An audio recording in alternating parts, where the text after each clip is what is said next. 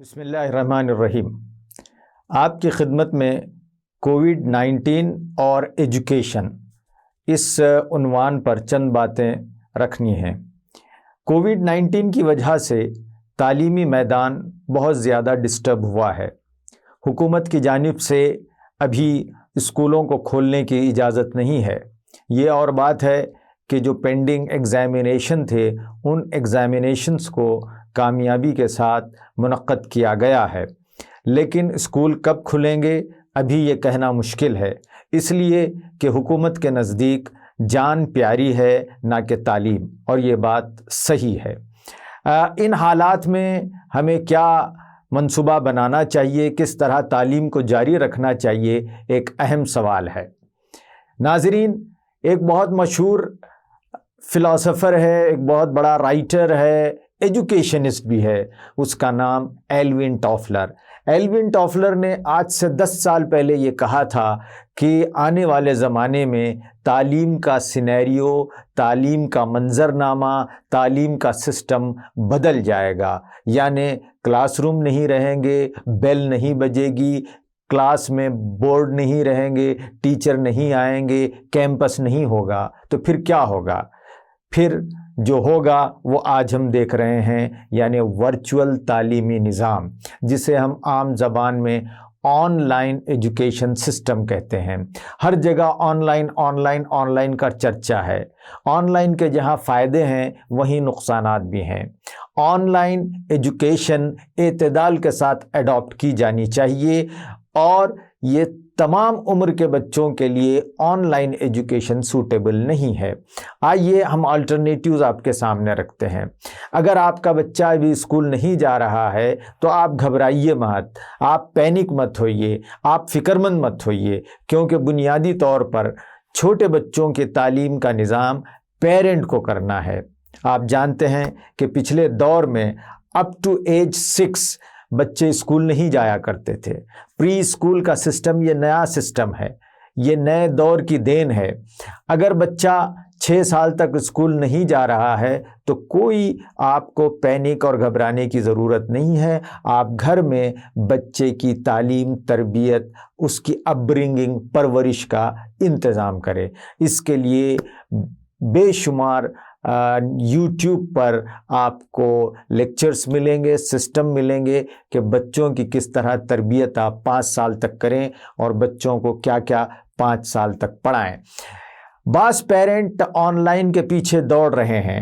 دیکھیے، بڑے scientist, education psychologist اور وہ سائنٹسٹ جو نیورولوجی کے ایکسپرٹ ہیں، جو ذہن کی بناوٹ پر کام کرتے ہیں، جو ذہن کے کام پر کام کرتے ہیں، ان کا یہ کہنا ہے کہ 7 سال کی کم عمر کے بچوں کو 1 یا 2 گھنٹے، میکزیمم 2 گھنٹے سے زیادہ آپ اسکرین ٹائم نہیں دے سکتے۔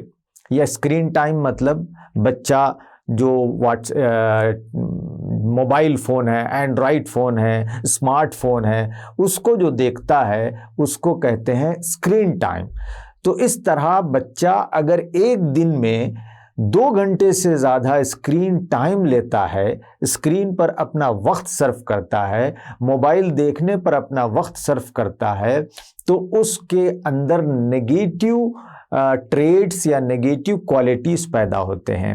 بنگلور میں نیمہینس کے ڈاکٹرز کی اسٹڈی ہے، ان کا یہ کہنا ہے کہ جو بچے 2 گھنٹے سے زیادہ اسکرین ٹائم دیتے ہیں ان کے دماغ میں پگمنٹس یعنی چھوٹے چھوٹے دھبے جمع ہو جاتے ہیں، اور یہ پگمنٹس، یہ دھبے، یہ داغ بچوں پر منفی اثر ڈالتے ہیں، اور ان داغ دھبوں کی وجہ سے بچوں میں کریٹیوٹی ختم ہو جاتی ہے، بچے میں تھنکنگ کیپیسٹی ختم ہو جاتی ہے، بچے میں لاجیکل تھنکنگ کی کیپیسٹی ختم ہو جاتی ہے، بچوں میں ڈیسیجن میکنگ کی کیپیسٹی ختم ہو جاتی ہے۔ تو یہ ایسے سافٹ اسکلز ہیں، یہ ایسے خصوصیات ہیں کسی پرسنالٹی کے جو آگے چل کر بہت ہی کام دیتی ہیں۔ جب چھوٹا بچہ اس طرح اسکرین پر دیکھتا ہے اور وہ عادی ہو جاتا ہے ریڈی میڈ چیزوں کے، تو اس کے اندر وہ ذہنی کمزوری پیدا ہوتی ہے۔ تو آپ یاد رکھیں کہ چھوٹے بچوں کو اسکرین ٹائم کم سے کم دیں۔ अब इसके बाद आता है ग्रुप प्राइमरी स्कूल का। प्राइमरी स्कूल के बच्चों को भी आप रीजनेबल टाइम दें।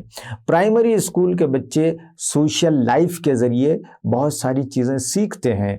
उन्हें एजुकेशन के लिए पूरा एक एनवायरनमेंट चाहिए, यानी उन्हें क्लासरूम चाहिए, प्लेग्राउंड चाहिए, बच्चे चाहिए, बेल चाहिए। तो ये एक पूरा सिस्टम मिल के एजुकेशन प्रोवाइड करता है।